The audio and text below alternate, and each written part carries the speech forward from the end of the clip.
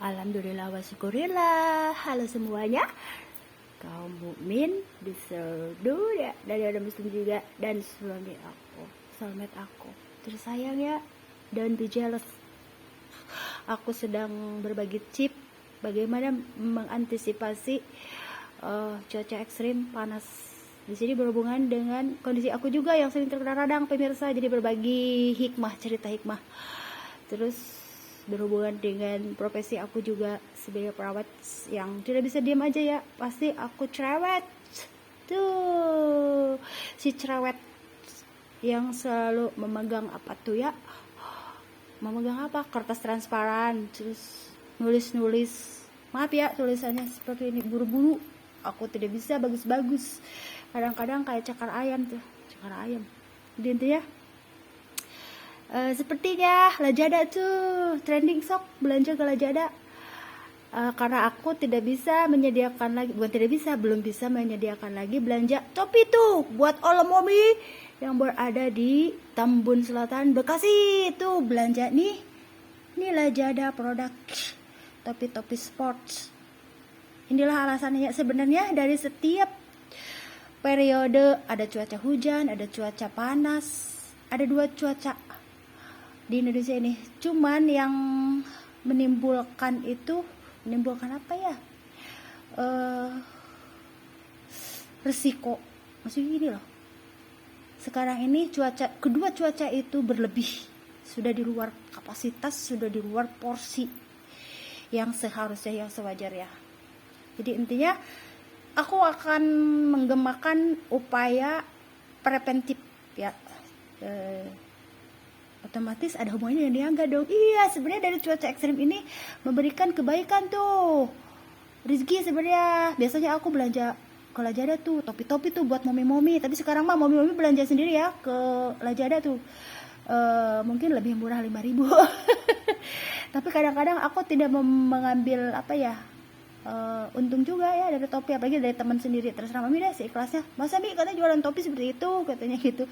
Tidak ngambil untung kalau dari topi, karena aku punya laba dari baju kapelan ya. Jadi untuk teman-teman, kadang aku hargain seikhlasnya ya gitu. Intinya sok ada hikmah dari cuaca panas ini. Tetap niaga, harus jalan ya niaga tuh, tapi tidak aku yang menjalankan, kalian aja momi-momi yang belanja ke Lazada. Berarti di sini pemasukan buat Lazada tuh ya, rezeki berarti buat Lazada, pada belanja ke Lazada, ke Shopee ya, terserah ya, pokoknya semua yang online. Untuk mengantisipasinya, salah satu itu ya buat momi-momi, karena di Bekasi Tambun Selatan ini mayoritas momi-momi harus berani mengendarai motor ya. Topi kalau jarak dekat, kalau jarak jauh pakai helm. Berarti di sini ada dua bukan fasilitas ya, ada dua benda yang harus digunakan ya, helm dan topi itu momi. Nah intinya ini aku akan bercerita tentang paradigma cuaca ekstrim ini. Aku akan bikinkan paradigma kesehatan.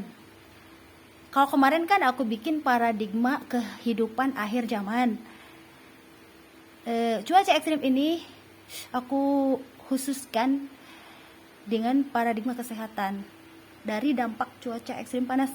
Coba kita telah ya, dari cuaca ekstrim ini akan menimbulkan dehidrasi, kurang minum. Orang-orang yang sering keluar rumah pasti akan merasakan luar biasa ya. Makanya berarti di sini solusinya apa? Bawa air minum, terserah ya, air minum dari rumah atau beli Aqua lah, atau merek-merek yang lain. Pokoknya air mineral lah, bawa ya, selalu bawa di tas untuk mencegah dehidrasi ini. Kalau orang-orang seperti aku sering keluar rumah juga, apalagi bawa motor. Nah di sini dampak dari cuaca ekstrim ini bisa timbul berbagai penyakit ISPA, di antaranya faringitis, tonsillosis, perdarahan tenggorokan, DSB lah dan sebagainya. Terus berbagai penyakit kulit tuh. Ini dari cuaca ekstrim ya, bisa gatal-gatal itu dari apa? Berarti di sini faktor pencetus, faktor penyebab, etiologi, iritasi debu dan dan sinar matahari ya. Itu udah intinya salah satunya itu. Kalau urusan perpenyakitan mah ada khusus orang yang lebih mengetahui ya. Kalau aku makan perawat istrinya, tugasnya itu apa ya, menerangkan bukan asuhan keperawatan ya, intinya ini mah global ya. Apa ya, secara itu aja lah ya, intinya apa ya, bukan sekayat saya. Intinya seperti itulah. Kalau askepang harus mendetail, jadi yang intinya aja nih, intinya upaya intervensi dan upaya preventif. Apa upaya intervensinya nih, momi-momi yang sering pakai yang selalu pakai motor di Bekasi nih, Tambun Selatan, kayak aku nih, gunakan sunscreen muka itu jangan sampai polos gitu ya, pakai sunscreen. Bahkan kalau keluar aku harus pakai bedak ya, karena buat apa ya, memakai cadar sekalipun tetap loh ya gelap. Mau udah pakai cadar, terus aku dempul deh kalau keluar, dempul pakai apa, bedak. Biar tidak langsung tembus ke kulit, tapi bedaknya yang tipis ya. Terus topi, kacamata tuh berhubungan dengan Lazada ya, tuh beli ya Mumi ke Lazada tuh, ke Shopee boleh, pokoknya yang online lah, toko-toko online. Karena di sini si bapak kayaknya terbatas ya, di Gramapuri hanya 1 orang yang jualan. Banyak yang online sekarang tuh topi, berarti lagi trending online ya, sok belilah ya, kita ikuti sesuai dengan maunya zaman ini. Terus jangan lupa sarung tangan, kalau enggak tuh kayak aku lupa memakai sarung tangan tuh jadi begini tuh, jadi Duralex. Duralex tuh apa ya, hitam kali ya, jadi hitam sementara hitam sementara, karena kalau digosok lagi bisa melepuh jadi putih kembali. Jadi intinya apa ya, jadi kadang aku lupa ngebersihin telapak tangan ya, harusnya dikasih pencuci juga tuh. Biasanya aku rajin ngasih pencuci jeruk pipa ya tuh, dan bersih kembali. Cuman belakangan ini banyak mager nih, itu salah satunya ya tuh, sarung tangan, topi, kacamata, sunscreen. Terus jaga personal hygiene-nya, habis dari luar selalu harus ganti baju, jadi rajin cuci hati, cuci baju. Itu akhir zaman ya, akhir zaman mendekati kiamat, harus rajin mencuci baju, fokus ke dalam kehidupan kita sendiri, apa yang harus diperbaiki, apa yang harus dilakukan ke depan, apa yang sudah kita lakukan di masa lalu diperbaiki, cuci hatinya, dan rajin cuci baju. Yuk, sekarang upaya preventifnya apa sih? Preventif itu pencegahan, jangan sampai terjadi kuratif ya. Kuratif kayak aku kemarin gak ada suaranya, ispa, kena ispa ya. Jangan sampai terjadi kuratif. Kuratif itu apa? Pengobatan, karena mahal. Kalau udah terkena ispa, pengobatan mahal, Bo. Pengobatan tuh mahal. Sehat itu mahal. Tuh, sehat. Kadang-kadang tulisanku kayak dokter toh. Tuh. Sehat itu mahal. Tuh. Makanya dokter Meti, mohon maaf ya, waktu itu pernah bukan dikomplain ya. Ini kok aku mau nulis, katanya. Ini siapa? Aku mau nulis. Jadi gini ya, pasienku 106 dalam sehari, dan aku harus terapi diagnosa apa, obatnya apa. Terus aku harus menyerap misalkan obat, belajar keilmuan dari pola pikir Dr. Winda Susianti ya waktu di Jalan Deli. Sehingga aku nulis, terus kok udah nulis gini, sempet gini, jadi begini. Nah, Dr. Meti mau di mana nulis? Jadi di sini lah, ini siapa? Itu Bu, katanya. Asisten itu, waktu asisten Dr. Winda tulisanku itu, gitu. Oh, gak ngerti. Gitu. Karena pikiranku harus menyerap apa sih terapi, terus pengobatannya apa, terus apa ya, pemeriksaan penunjangnya apa, misalkan buat apa ya, ISPA yang harus diperiksa labnya apa, ronsennya apa, terus kalau vaginitis misalkan harus pap smear, terus obatnya apa, terus pemeriksaannya apa. Jadi aku selalu cerewet, dok apa dok gitu ya. Jadi selalu haus dari ilmu. Nah oke ya, nah intinya apa tuh, preventifnya banyak minum air putih, banyak buah-buahan. Tuh mahal juga ya, aku beli buah-buahan tuh. Ini tadi beli satu gratis satu, ternyata si abangnya begini ya, banyak yang ngasih gratisan ke aku. Mungkin karena aku sering berbagi bonus juga ya. Amaluna amalukum itu ya. Jadi gini, aku tuh ngedeketin, biasanya aku beli ke toko yang rutin aku beli ya. Jadi satu ini 8.000, kalau enggak 9.000. Nah tadi aku bawa 10.000, di saku adanya segitu lagi. Terus aku ngedeketin abang-abang yang pinggir jalan. Kata aku, prediksi aku, kalau aku beli ke abang pasti beli satu gratis satu. Ternyata bener Bu, kayak gini. Ini satu 10.000 bang, beli 10.000 kata aku. Ya udah deh, satu dikasih satu lagi kan, jadi 2 kan. Bener prediksi aku. Dari jauh aku ngeliat, ya abangnya kayaknya mau ngasih deh. Bener pemirsa, prediksinya begitu. Jadi intinya apa ya? Tuh, jadi intinya berarti amaluna amalukum akhir zaman ini ya. Kalau kita banyak beramal tidak akan salah lagi. Kalau kita senang berbagi, bonus, pasti bonus, dikasih bonus sama yang lain. Bukan dari misalkan harus dari keluarga kita, enggak, dari yang lain, dari tangan-tangan yang lain. Jadi gini, kalau kita beramal baik, berbudi baik ke keluarga kita, terus kok kayak gitu sama kita tidak ada imbalannya, kebaikan lagi, misalkan kalau enggak ke tetangga gitu ya. Terus harus tetangga lagi yang ngebalas, bukan, dari yang lain, bahkan dari orang yang lewat yang tidak kita kenal. Jadi don't worry, ada Allah yang melihat dan menyaksikan semua perbuatan kita ya. Jadi intinya apa nih? Terus makan buah-buahan kan, terus bikin jus. Tiap hari aku bikin jus tomat, apa aja lah ya. Ada strawberry, ada alpukat kalau lagi ada. Banyak minum air putih. Sekarang mau nggak mau, yang biasanya aku jarang, bener-bener aku nggak dengan air putih, harus yang manis tuh. Ini jangan ditiru ya. Nih sebenarnya ini tuh kurang nyaringannya tuh. Ini temulawak. Jadi intinya Momi kalau mau minum anget-anget lah ya, tuh aku mah pakai es tuh kan. Jadi intinya ya mungkin suka-suka juga ya. Kalau yang senang pakai es, tapi jangan berlebih. Sesuatu yang berlebih akhirnya tidak bagus juga. Jadi intinya banyak minum air putih. Tuh itu air putih, ini temulawak, jahe kunyit asam. Tapi ini tidak pakai asam. Biasanya aku pakai asam.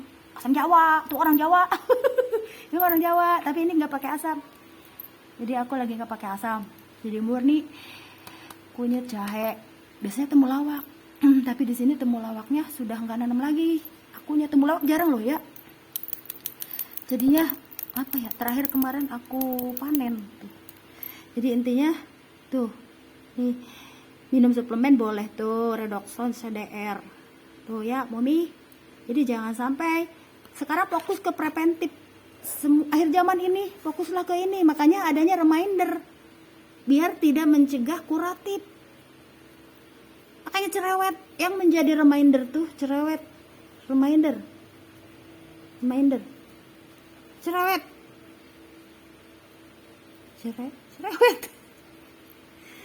cerewet reminder tuh, karena untuk keberhasilan. Kalau udah berhasil kan seneng.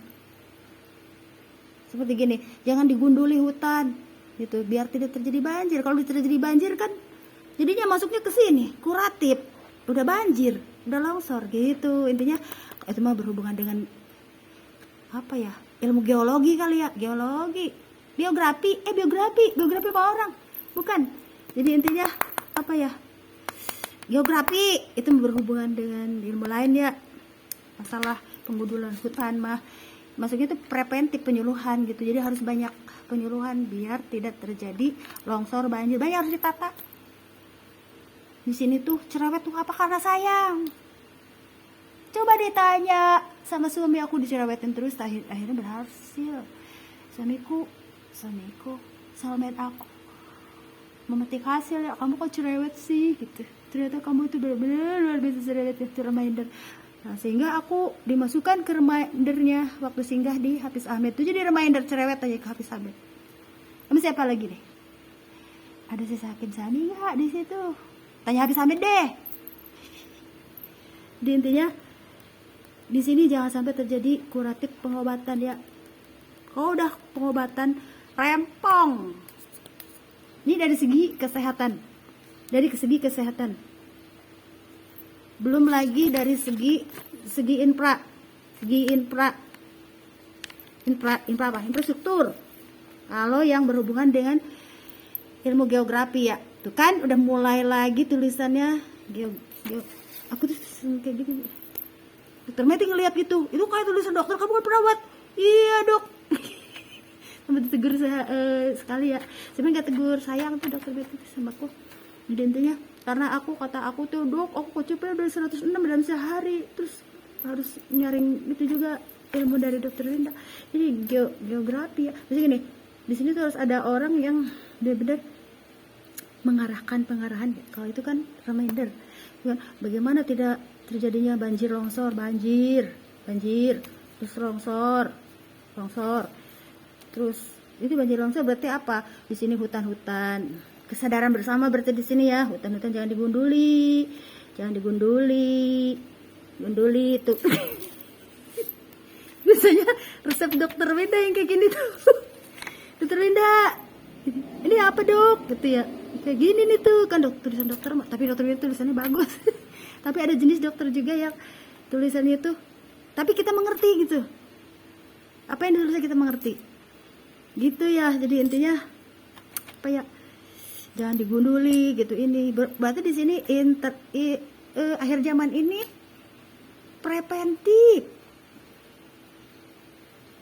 preventif upaya ini sebenarnya, makanya yang cerewet. Sekarang apa ya? Untuk menyelesaikan akhir zaman yang sulit dari karakter orang, terus dari misalkan yang fanatik ya, jangan fanatik ya sayang ya, fanatik enggak katanya, kan udah lembut aku.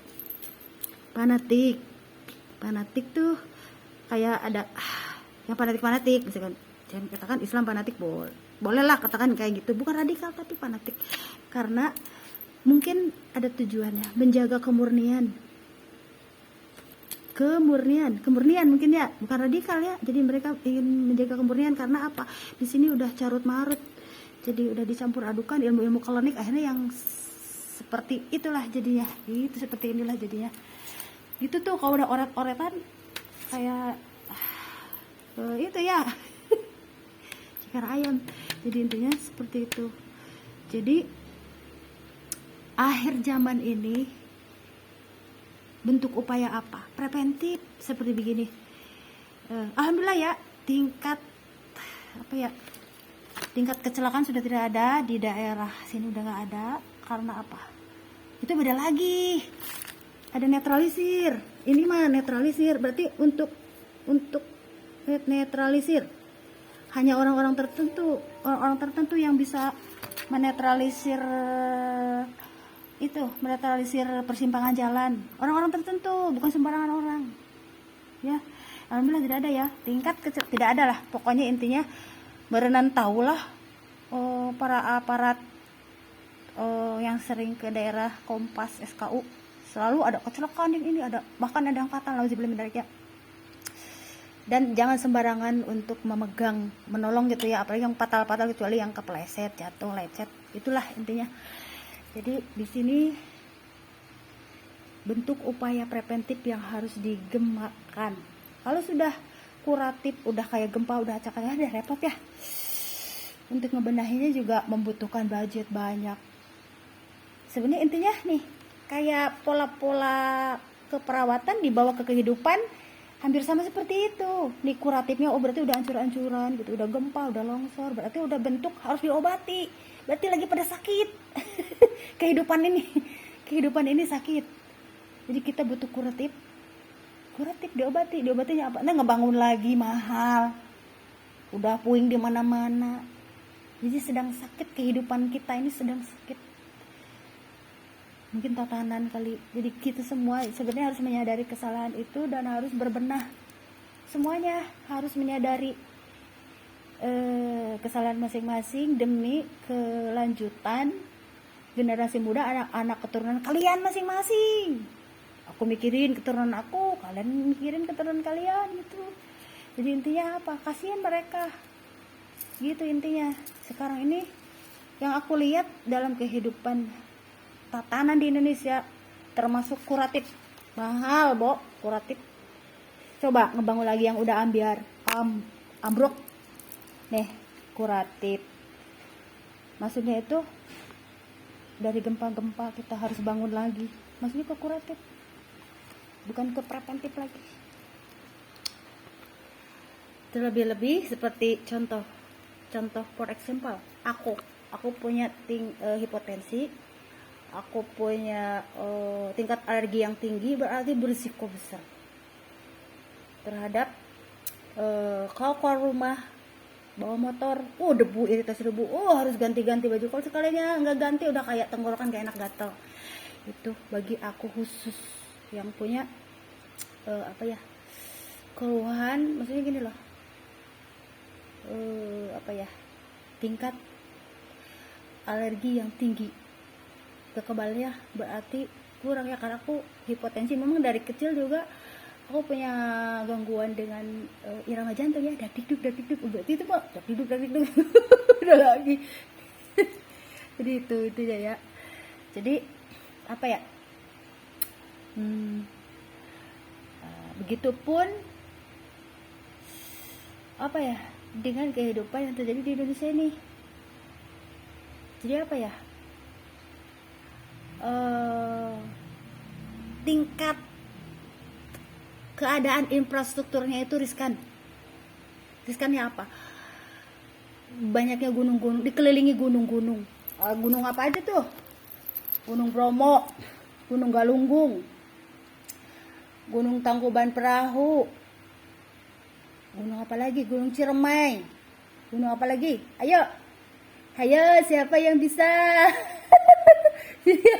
Jadi intinya bisa menyebutkan gunung apa lagi?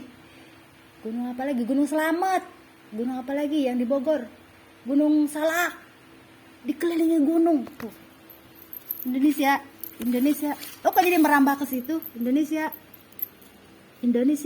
secara letak geologi berarti ya. Indonesia dikelilingi gunung. Terus belum lagi ini yang potensi gempa dari gunung-gunung ini. Tuh, ini tingkat risiko. Kalau aku menelaah diriku, tadi kan keluar rumah aku tingkat alergiku tinggi. Coba kaji ke situ. Jadi terapan dalam kehidupan ini juga hampir sama. Nih, ada tingkat risiko. Di gunung-gunung yang mengelilingi Indonesia. Terus di sini apa? Laut. Di kita dikelilingi laut ya. Indonesia dikelilingi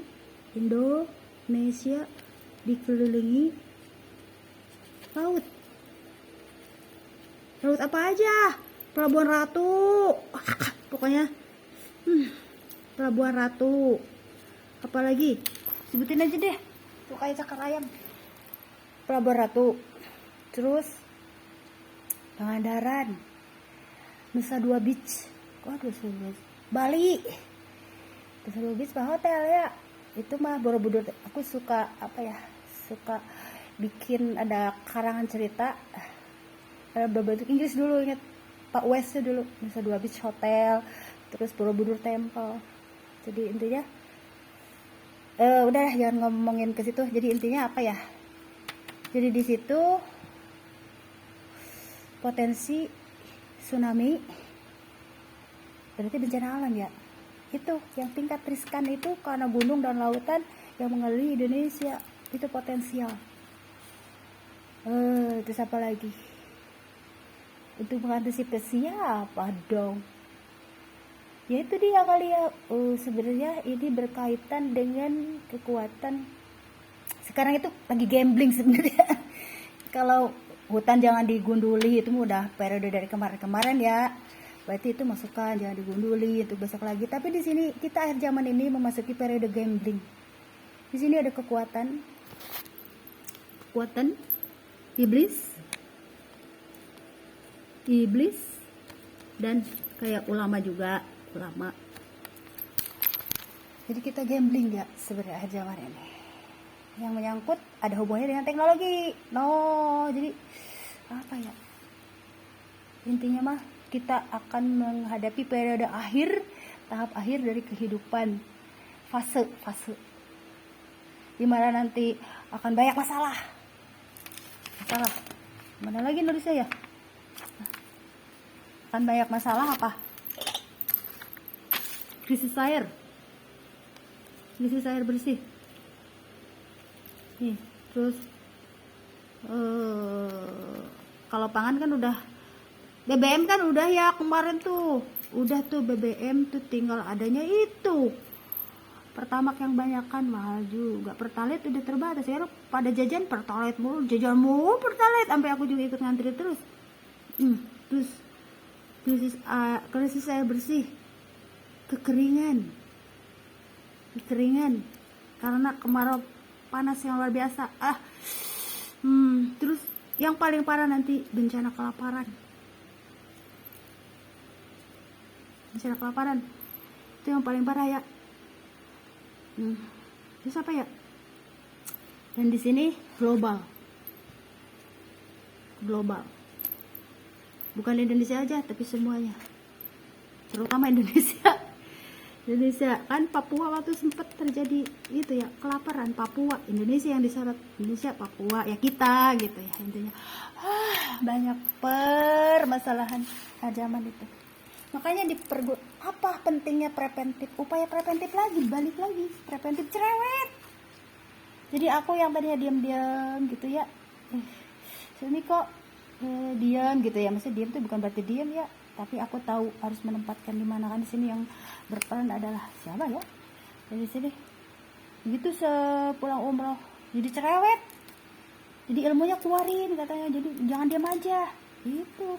Jadilah reminder akhir zaman ya, Pis bisa jangan bilang ada saya sakit sandi.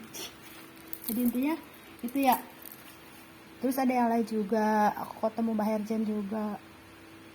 Aku sudah berhenti minum kopi, tuh beralih ke sini. Aku mengenal beliau itu 1 tahun, tapi seperti apa ya, ya biasalah ya namanya dalam satu grup kan, saling sharing. Terus aku sempat punya WhatsApp-nya waktu itu. Terus apa ya, kalau sama beliau mah paling gini, aku banyak kan ngopi katanya, sakit gigi kayak gitu. Jadi ini nggak ada yang aneh-aneh ya. Di sini tuh beliau orangnya tipe yang serius. Jangan bilang mau ngelamar aku ya, aku kan punya kehidupan di sini, punya anak lagi katanya. Ngomong Jen.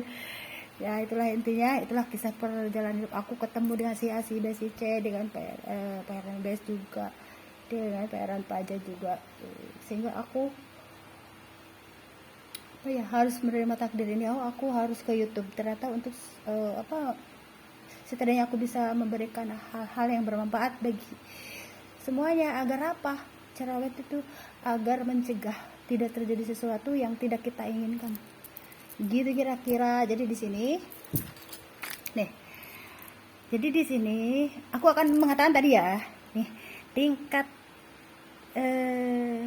kenakalan remaja akibat dari kekuatan Dajjal dan Yajuj Majuj sudah berkurang, alhamdulillah. Bahkan tidak ada alhamdulillah, karena sempat ada yang tawuran. Terakhir aku melihat langsung tawuran, aku langsung turun dari motor sama si mami. Kalian tuh tidak tahu berterima kasih sama orang tua ya, sudah disekolahin gitu, malah pulang-pulang pada sekolah. Di sini sayang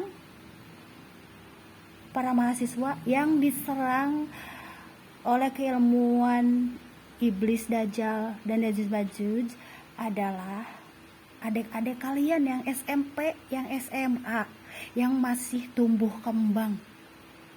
Karena mereka itu tumpuan harapan di masa depan ya, yang SMP, yang SMA. Jadi banyak tawuran.